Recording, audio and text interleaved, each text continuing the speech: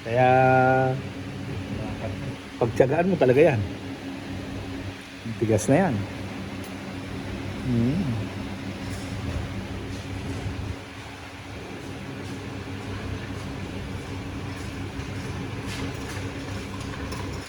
Saan ba nanggagaling ang leak?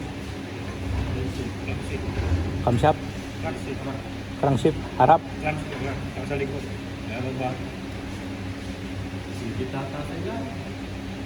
Kaya tapos yung oil pan, kung okay sila, sisilan. Kung hindi, natin. Adi, pabalikin ko na lang siya bukas. Para sabay-sabay. Oo, matagal ko yun. Oo. Hindi naman, patakbo lang tayo, tapos papunta na sa kanya na sipon yung mag- Oo.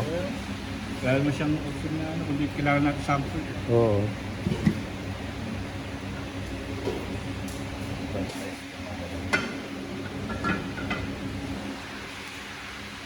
Hindi lang kasi itong butas nito.